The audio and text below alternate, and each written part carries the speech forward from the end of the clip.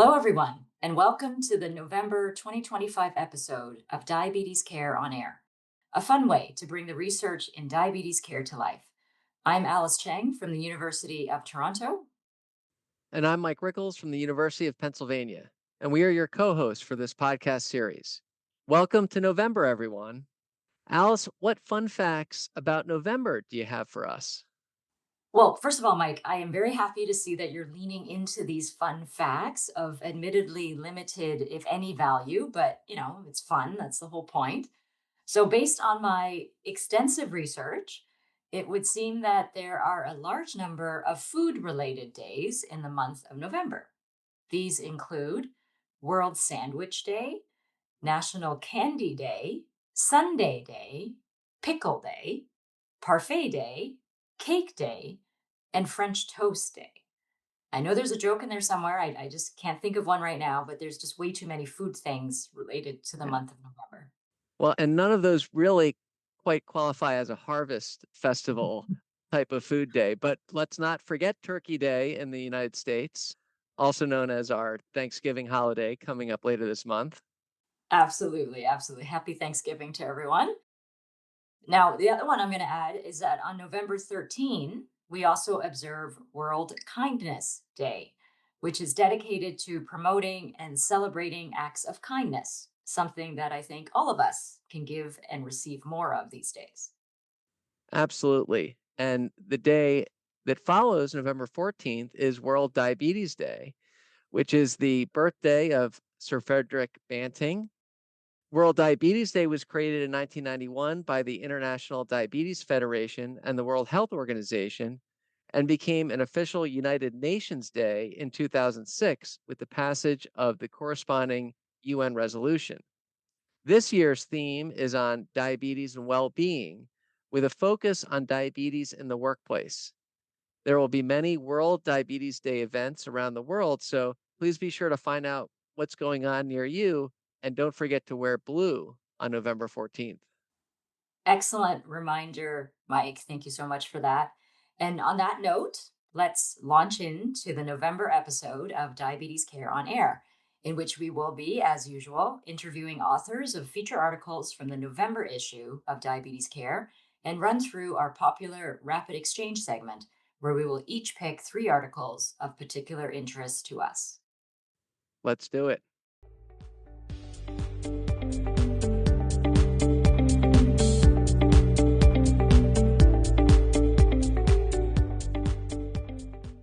One of the feature articles from the November 2025 issue of Diabetes Care is entitled Undiagnosed G6PD Deficiency in Black and Asian Individuals is Prevalent and Contributes to Health Inequalities in Type 2 Diabetes Diagnosis and Complications by Dr. Susan Martin and colleagues with senior author Professor Inês Barroso from the University of Exeter Medical School and the Exeter Center of Excellence for Diabetes Research in the United Kingdom.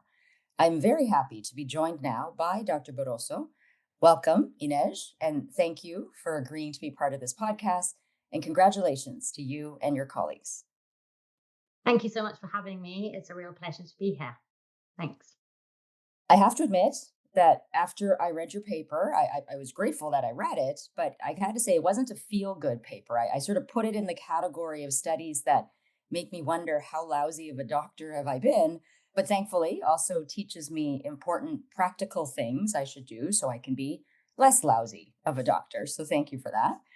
Now, before we launch into the meat of the study, can you please remind this very diabetes-focused audience, what is G6PD deficiency? How does it typically present? And who does it affect? Because I got to say for myself, I have vague recollections of it from medical school, but that was a very long time ago. So Inês, please educate us. Great, thanks. So firstly, I'm really sorry that it made you feel bad, but hopefully the positive thing is that this is about raising awareness about some of the current issues and then how we can move things forwards in a much more positive way. So G6PD is actually an enzyme that protects our red blood cells against oxidative damage. And so G6PD deficiency occurs as a genetic disorder. It's X-linked. And when people have G6PD deficiency, it means that enzyme isn't working so well. And so the red blood cells aren't protected in the same manner. And actually, what the net effect of this is that on average, people with G6PD deficiency, their red blood cells have a shorter lifespan. And we'll come back to that later because it's relevant to this particular study. Now, the main thing is that it's a really common condition, and the World Health Organization estimates that there's about 400 million people around the world with G6PD deficiency. And most individuals with G6PD deficiency have heritage from parts of the world where malaria has been or still is very common and prevalent. So parts of Asia, parts of Africa, parts of the Mediterranean and Middle East, there's usually a high prevalence of G6PD deficiency because actually it protects individuals from very severe malaria. In terms of presentation, it's actually, I guess, a clinically silent condition. So most individuals actually don't have any clinical manifestation. And that actually means that by and large, individuals don't get a diagnosis of G6PD deficiency. The main thing that can occur is when exposed to certain substances, for example, fava beans or certain medications like some antimalarials, that can cause a hemolytic crisis, which is when your red blood cells die at a much quicker rate than they can be replaced. That can be actually a very severe situation. But by and large, people with G6PD deficiency have a healthy life and they mostly don't know that they have it. And that actually is part of the issue. Yes, absolutely. So thank you for that review. All of that sounded vaguely familiar. And as you were saying, I'm like, oh, yes, I remember this. I remember fava beans. I remember the hemolytic anemia. So it's all sort of coming back. So what is the relationship with diabetes then? And why did you conduct this study? So essentially, going back to what I was saying before about the red blood cell lifespan, and just a little recap on what actually glycated hemoglobin is, or HbA1c. I believe in the West, North America, you refer to it as A1C. But mostly, what glycated hemoglobin is actually measuring is an indirect measure of glucose. So what actually we're measuring is a proportion of hemoglobin inside the red blood cell that is glycated, so has glucose attached to it. Now, that reaction is non-enzymatic, and it depends on the amount of glucose in the blood, but also on the age of the red blood cells. So younger red blood cells basically haven't been around long enough to become glycated to the same extent as older red blood cells. And that doesn't matter if everyone on average has the same lifespan of their red blood cells. However, in circumstances where individuals have a glycolytic anemia like G6PD deficiency, if their red blood cells on average have a shorter lifespan, that means that HbA1c will be falsely reading low the glucose. And that was the primary motivation for the study, because actually we had described that quite some time ago in a paper back in 2017, showing that individuals with G6PD deficiency had about a 0.9 percentage unit lower HbA1c, or 10 millimoles per mole, compared to individuals without G6PD deficiency, without the glucose being different. So for any given glucose measure, it underreads the glucose. The HbA1c is underreading the glucose. Hopefully that makes sense. Mm-hmm. Absolutely. So the motivation, therefore, was because we knew about this, we had essentially three questions. One was, how common is G6PD deficiency in the UK populations and communities? Then how often is it diagnosed? Like, do people know they have it? And do doctors know their patients have it? And then thirdly, what would be the impact of this on diabetes diagnosis and complications, in particular, because in the UK, we very much diagnose type 2 diabetes by HbA1c. So that was kind of the motivation for the study. So those are three great questions. So how did you go about conducting the study and trying to answer those questions? So we had access to two very large longitudinal cohorts in the UK. One is called the UK Biobank. It has approximately 500,000 individuals. The other one is the cohort called Genes and Health. It had approximately 43,000 participants who identify as Bangladeshi or Pakistani heritage. And in both of these cohorts, they are very extensively characterized in terms of their genetic makeup, and there's linkage to their medical records. And in Biobank, in addition, there is actually baseline biomarker data across pretty much everyone. So with this data, it was possible to take the genetic information to identify essentially what proportion of individuals carried pathogenic variants that were causal for G6PD deficiency. And we actually focused just on 2 variants that were already known to be causal. Then we could check whether the people who had those variants actually had a clinical diagnosis in their medical records. We were also then able to, again, recheck the relationship between HbA1c and glucose, mostly in carriers and non-carriers, again, looking at those differences. And then finally, really answering the question about diabetes diagnosis. Because we have good medical records, we could investigate whether individuals with G6PD deficiency were on average older than individuals who didn't have G6PD deficiency, and whether this older age is essentially a reflection of a delay in diagnosis. And then also we were able to look at the complications to compare individuals with and without G6PD deficiency. Did they have differences in terms of diabetes complications? Sounds great. And it sounds like a very smart way to answer this question in a very large population. So tell us what you found. So we basically found that, I guess one of the things I'm not sure I made particularly clear earlier on is G6PD deficiency is X-linked. So it mostly manifests in males because they only have one X chromosome. So actually most of our main analyses are focused around males because that's where we were more able to detect impact on the phenotype. So we found in the UK, 1 in 7 Black males and 1 in 63 South Asian males actually have G6PD deficiency based on molecular data, so their genetic data. But even though it's actually quite a high prevalence, particularly in the Black community, only fewer than 1 in 50 actually had a G6PD deficiency in their clinical data, in their medical records. And then looking at some of the other questions, we were indeed able to confirm that carriers of G6PD deficiency or individuals with G6PD deficiency had about 10 millimoles per mole, or 0.9 percentage units, lower HbA1c on average compared to non-carriers, but their glucose was equivalent. So again, demonstrating that the HbA1c is kind of under-reading the glucose. And then basically we had hypothesized because of this that potentially the G6PD deficient individuals would have a later diagnosis. And indeed, we find that on average, individuals with G6PD deficiency were about 4 years older when they had a type 2 diabetes diagnosis. And then presumably because a cumulative effect of both a delayed diagnosis and potentially because we also use HbA1c to monitor glycemic control and inform treatment escalation, they also had about a 40% increased risk of microvascular complications. So those were the kind of the key major findings, I suppose. So I'm putting myself in the shoes of the audience listening to this because it was like me first reading the paper. You just gave us a lot of very important data, but a lot of which were probably a little bit of mind-blowing moments as people were listening. So I'm just going to recap very quickly. So 1 in 7 Black men were carriers or have G6PD deficiency, 1 in 63 of the South Asian males, but less than 1 in 50, 50, actually were told or their clinicians knew that they actually have G6PD deficiency.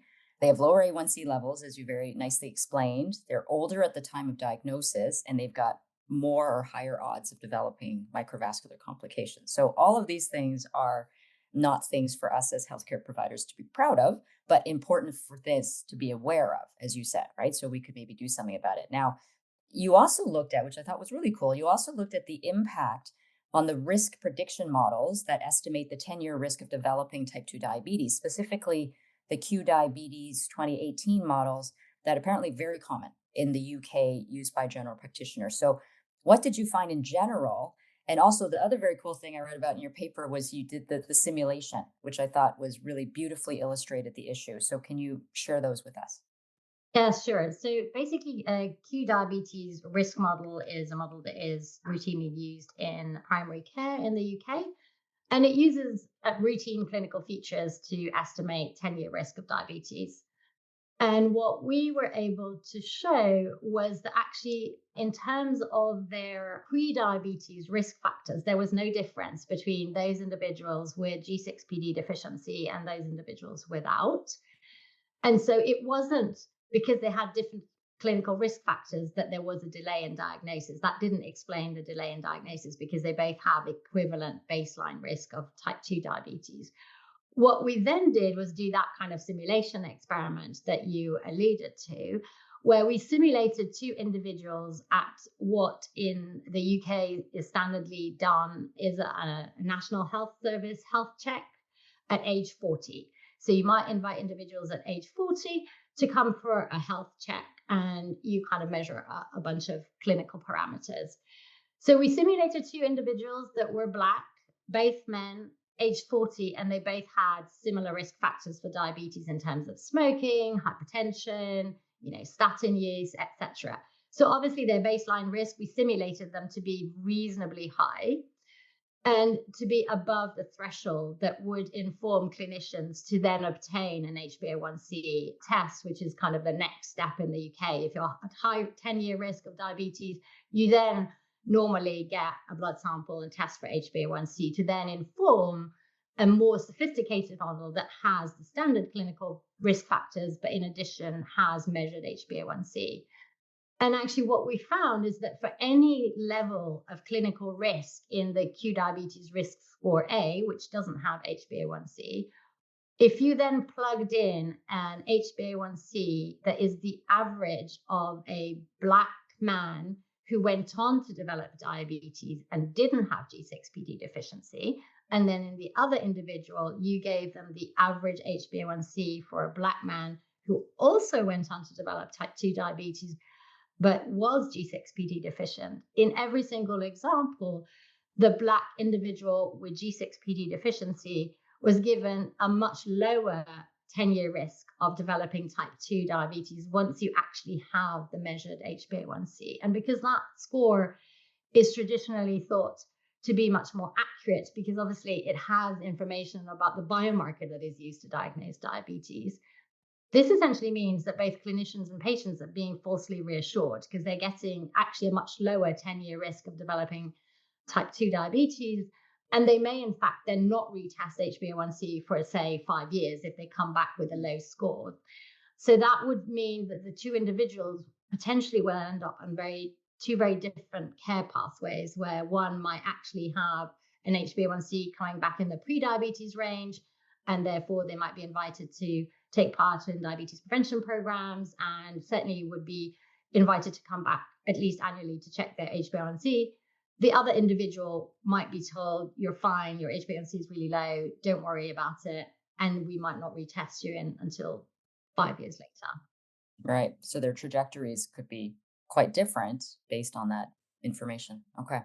So what other research questions remain to be answered? So, I suppose our data is quite small because actually the biobank did not have, by the time you look at those individuals who have G6PD deficiency, who have diabetes, the numbers actually in the single digits. So obviously it's very much needed to replicate these findings in other settings. I think importantly, we focus very much on the diabetes diagnosis. I think there are questions about treatment escalation. So are there different rates at which people progress to kind of more aggressive therapy? There is already a paper out there suggesting that individuals with G6PD deficiency are generally undertreated, a paper that came out, I think, last year. But certainly testing this in other populations worldwide would be important to just understand the scale of the problem, because I understand obviously HbA1c is not used everywhere for diagnosis, but it's certainly used for monitoring diabetes and informed treatment. And then, of course, then the questions are, so how do we go about picking out these individuals? What do we do instead to ensure that they get the appropriate diagnosis and treatment?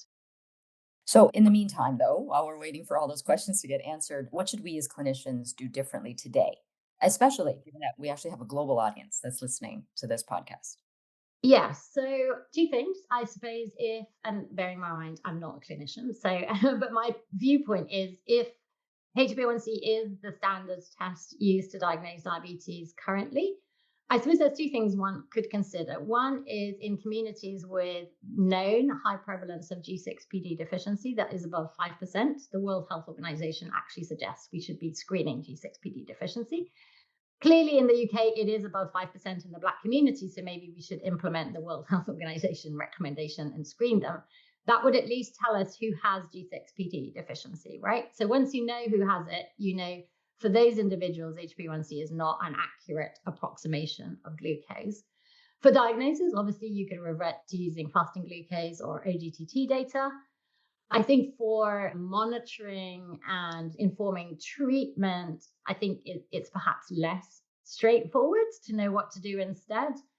And again, bearing in mind, I'm not a clinician, these are just my thoughts. Obviously, I think in some circumstances, people do use fructosamine. I understand it's not as standardized an assay as HbA1c. Potentially investigating the use of continuous glucose monitors now would be another way forward as they're becoming more and more common in general practice.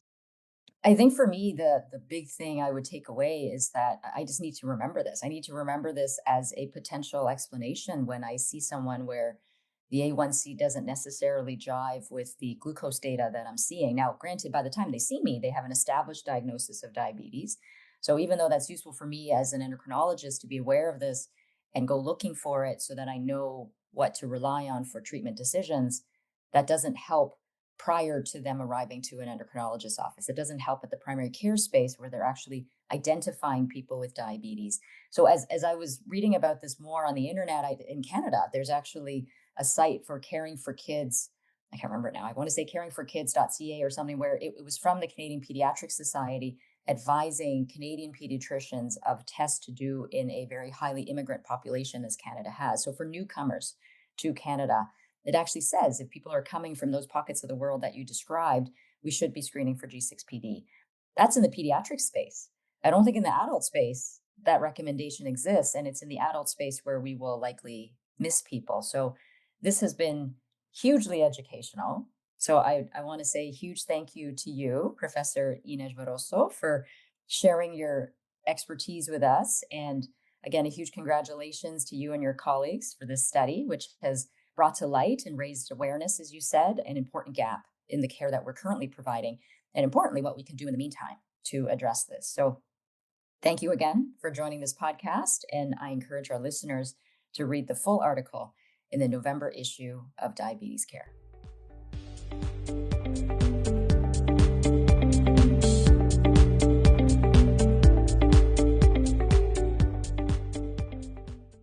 In the November 2025 issue of Diabetes Care is a feature article entitled Upper Limb Complications in Diabetes, a Narrative Review.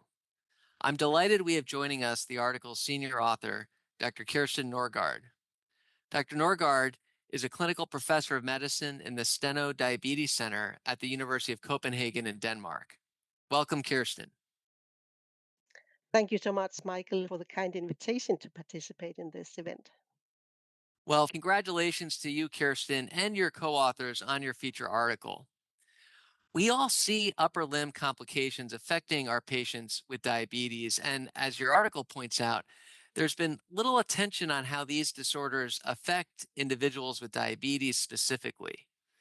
How did your writing group come together to review this problem, and what were your objectives when you set out to write this paper? So actually, I'd been involved in a few studies on the occurrence of these upper limb complications in type 1 diabetes, including a Danish nationwide survey that was published in Diabetes Care last year. Since there weren't many recent papers or researchers actively working on this topic, we at Steno Diabetes Center Copenhagen decided to bring people together and invited international key experts to a workshop in the spring 2024. We had a really broad group of people there: diabetologists, epidemiologists, surgeons, and researchers from related areas. During the workshop, we shared what we each knew, identified where the big gaps were, and agreed that this was something that deserved more attention. As a first step, we decided that a smaller subgroup would put together this review paper to raise awareness and help set the stage for future research. Well, that subgroup certainly worked quickly because you got this publication out in very short order following your workshop. And your review included 7 upper limb complications. And I was hoping you could define each of these for us and describe how we might see them present in our patients. Yeah, I mean, from both clinical experience and research, we know these 7 upper limb complications are particularly common in people with diabetes. The first of them I will mention is frozen shoulder. It's characterized by intense pain and stiffness in the shoulder with limited range of motion in at least 2 planes during examination. The second we mention is the Dupuytren's contracture disease. It manifests as difficulty extending fingers, often noted as trouble shaking hands or gripping objects. Examinations reveal palpable nodules or cords in the palm and reduced extension of the finger joints.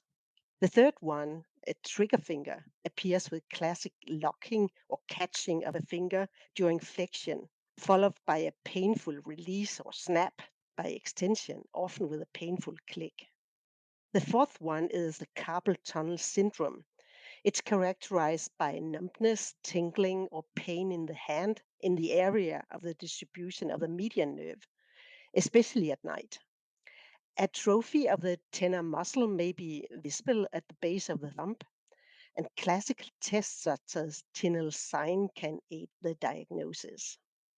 Then we have the ulnar nerve entrapment. Symptoms such as numbness or weakness appear in the ring or the little finger. The ulnar nerve distribution area are there, and it's often leading to reduced grip strength. A sixth one is the thumb base osteoarthritis, typically present as pain in the base of the thumb with impaired grip strength. Symptoms often do not correlate with X-ray findings. And the last one we have discussed is the limited joint mobility, also sometimes called chiroarthropathy. But it's actually not the same, and it's a mismatch of different definitions. So we stayed with the limited joint mobility. It results from stiffness of the hands and fingers, leading to reduced fine motor function, often spotted with a positive prayer sign where the patient cannot fully press their palms together. So it's the 7 we have decided to include in the review. And Kirsten, what did you learn about the prevalence and presentation of each of these upper limb complications for type 1 diabetes and type 2 diabetes relative to individuals without diabetes? Actually, we observed a considerable variation in the reported prevalence and incidence rates, likely reflecting differences in study definitions, methodology, and populations. Actually, the evidence ranges from small case reports to large register studies, mostly from Europe and Asia, very few from the US, actually. That said, there's a very clear pattern. These upper limb complications are generally 2 to 3-fold more common in people with diabetes compared to individuals without diabetes. For frozen shoulder, we observed a lifetime prevalence between 30 and 60% in type 1 diabetes, compared to 4 to 25% in type 2 and 2 to 5% in the non diabetes population. For the limited joint mobility, these numbers are very similar to frozen shoulder. Prevalence rates for Dupuytren's contracture, trigger finger, and carpal tunnel in type 1 diabetes range between 3 and 30% in the different studies, and were less prevalent in the type 2 diabetes with 2 to 20%, compared to the non diabetes population with only 1 to 6%. And then ulnar nerve entrapment and the osteoarthritis, they were less prevalent in all populations, but still a doubling in the diabetes cohorts. Another important finding in that area is that people with diabetes are much more likely to have several of these conditions at the same time, to have bilateral involvement, meaning both hands, both shoulders, and so on.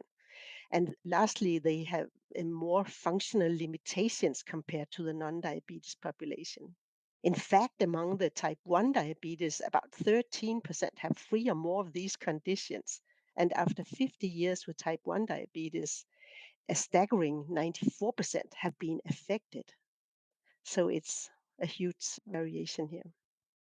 And what about the mechanisms leading to the increased prevalence and the more extensive or advanced presentations that are seen in individuals with diabetes? And are those mechanisms the same in type 1 and type 2 diabetes, or are the differences that you just explained in type 1 diabetes with much higher prevalences simply due to earlier age of onset and disease duration?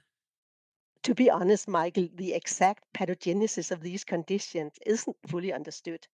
But one key mechanism that often suggested is that chronic hypoglycemia leads to glycation of collagen, which can cause the connective tissue to thicken and lose its flexibility. That's likely an important part of why we see these complications more often in people with type 1 diabetes with a longer duration and the higher hemoglobin A1C. But in addition, potential mechanisms that may be shared between upper limb complication and vascular complications in diabetes include inflammation, fibroblast proliferation, basement membrane thickening, and extracellular matrix expansion, depending on the 7 complications. For most of these conditions, however, age, duration of diabetes, and hemoglobin A1C levels are the main risk factors.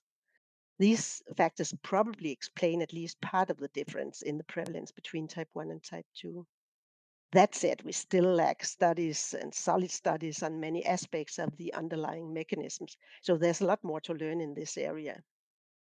So, must be much overlap, as you mentioned, with vascular complications, but also, I'm sure, microvascular complications with diabetes. And so, what's known about the life impact of upper limb complications, more specifically for individuals with diabetes, or what further data are needed in this area? So there are not very much about the common occurrence of these upper limb complications and the micro or macrovascular complications in general in the literature. But we know that the conditions can cause pain and disability, which may have significant economic impact, of course. That includes not only the direct costs related to treatment, but also indirect costs such as reduced productivity and in some cases, even early retirement.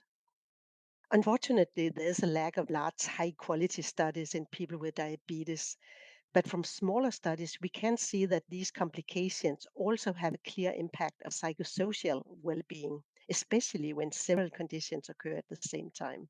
And especially the frozen shoulder and the carpal tunnel, the more painful of these conditions are associated with really psychological issues. More research is really needed in this area, including studies on how long it takes for people to access treatment, get referrals to specialists, and how these complications affect both outcomes and costs, of course. And what about next steps for investigation in etiology and treatment specific for individuals with diabetes? What further studies are needed in this area? That's a great question. And honestly, this is where there's a lot more to learn. We know that upper limb complications are common in people with diabetes, and we understand some of the mechanisms, but there are still big gaps. Especially, we need well designed clinical trials to figure out the best treatment strategies specifically for people with diabetes, including how to reduce the risk of complications and how to improve long term outcomes. Finally, future studies should help us understand whether treatment responses differ between people with and without diabetes and how we can tailor care more effectively. And Kirsten, do you have any final takeaway messages for our listeners? I really hope we'll raise awareness among both healthcare providers and people living with diabetes. Our review paper describes how to perform simple routine monitoring of signs or symptoms suggestive of these conditions, which we strongly encourage since these conditions are far more common in people with diabetes. By recognizing that and maybe getting this topic into clinical guidelines, we can speed up treatment and hopefully also drive more research in this area. Dr. Kirsten Nørgaard, thank you so much for sharing your expertise with us today. I really appreciate all I've learned about the specific forms of upper limb complications affecting those with type 1 and type 2 diabetes, both from your review paper and our discussion. I encourage our listeners to access the full article in the November issue of Diabetes Care.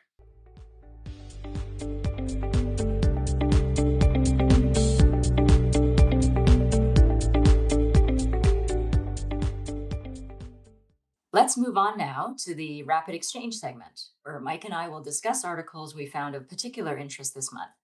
Mike, why don't you start? Sure, Alice. And I'm going to follow a theme today on diabetes complications. My first pick is a pre-specified secondary analysis of the FLOW trial that showed the GLP-1 receptor agonist semaglutide reduced the risk of major kidney and cardiovascular outcomes and all-cause mortality in people with type 2 diabetes and chronic kidney disease. Now, Dr. Peter Rossing at the Steno Diabetes Center in Copenhagen and colleagues examine effects of semaglutide on kidney and cardiovascular outcomes and death by baseline mineralocorticoid receptor antagonist use. At baseline, there were 257 individuals with and 3,276 without concomitant use of a mineralocorticoid receptor antagonist. Semaglutide reduced the risk of the primary kidney outcome of a greater than 50% reduction in estimated glomerular filtration rate from baseline by 49% in those using and by 21% in those not using a mineralocorticoid receptor antagonist. And albuminuria was reduced by 15% with semaglutide in users and by 33% in non-users of a mineralocorticoid receptor antagonist. Estimated glomerular filtration rate, or eGFR decline, was similarly reduced with semaglutide in both groups. And so use or non-use of a mineralocorticoid receptor antagonist should not influence the decision to add on GLP-1 receptor agonist therapy for individuals with type 2 diabetes and chronic kidney disease. And thanks for sharing that, Mike, because I think now in 2025, we live in a world where there's so much that we can now offer diabetic kidney disease that wasn't there 5 years ago. And it's pretty incredible the amount of data that's been accumulating. And it's comforting to see that things do not cancel each other out, because that would be terrible if the four pillars from a pharmacologic perspective were to cancel each other out. Then that would just be bad news. But now we can confidently say things like RAS blockade, SGLT2 inhibitor, GLP-1 receptor agonists, nonsteroidal MRAs are all helpful for the kidneys. So that's wonderful to be aware of. So thank you, Mike. My first pick for this month is what I think a really fabulous study from Australia that shows us a model of care that can provide person-centered care, reduce emergency department visits, and ensure the efficient use of limited hospital resources, which absolutely sounds amazing.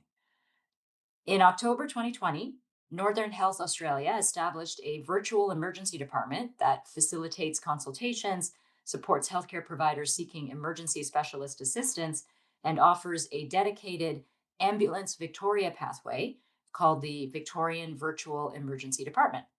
This platform was then expanded to create an innovative telehealth-based service with a diabetes focus to address diabetes-related emergencies, which they called VVED Diabetes, and that launched in July 2024.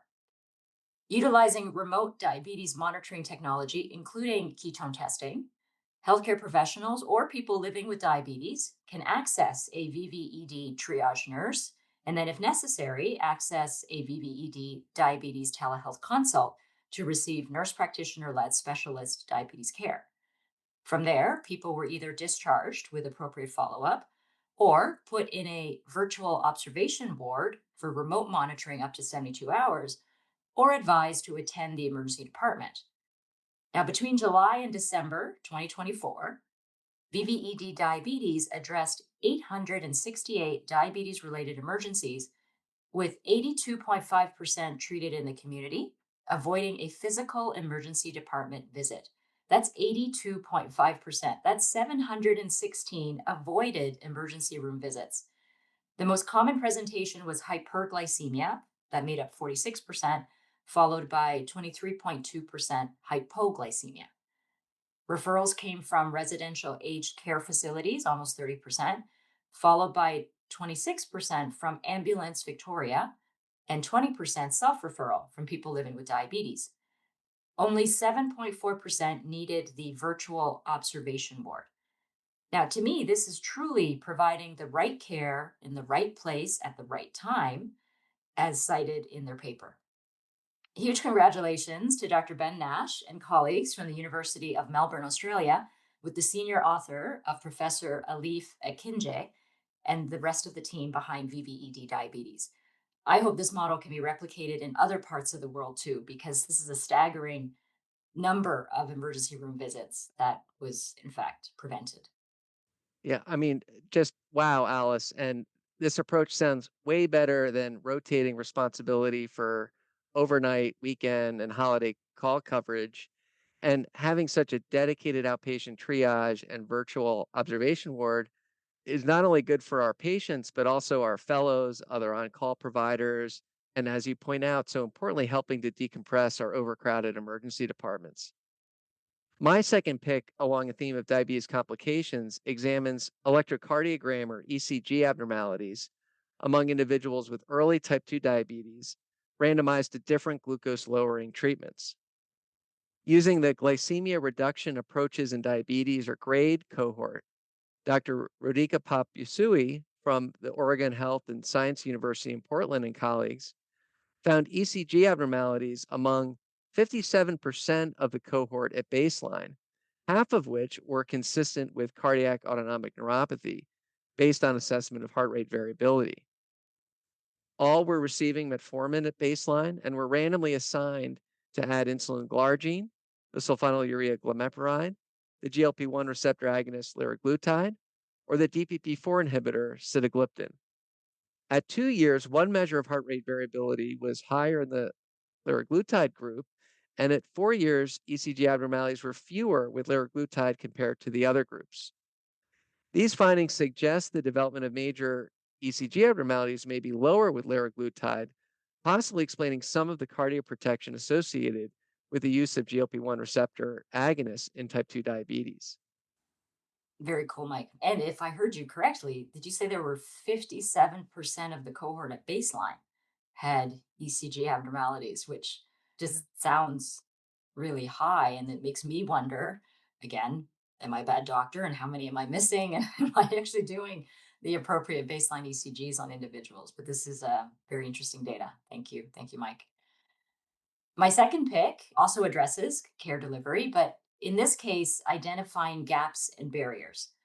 So Dr. Aryan Ayati and colleagues from the University of California, San Francisco, and Irvine conducted a retrospective observational study using electronic health record data from the two institutions to evaluate the diabetic eye disease care continuum in people living with type 2 diabetes. They identified over 16,000 people with type 2 diabetes who had had at least one primary care visit between 2020 and 2023. Of those, 8,240, or 59%, had not undergone eye screening in the 2 years prior. Of the unscreened population, 43% received a referral with 1 year of the index date, but only 16% actually completed the screening. The strongest predictors of screening completion were receiving a screening referral. So the odds ratio was 56.7 if you actually received a screening referral. As well, the history of other eye disease also increased the likelihood of somebody actually getting screened. Older age and higher Charlson Comorbidity Index score increased the odds of screening completion, whereas higher A1C and BMI were associated with lower odds of screening.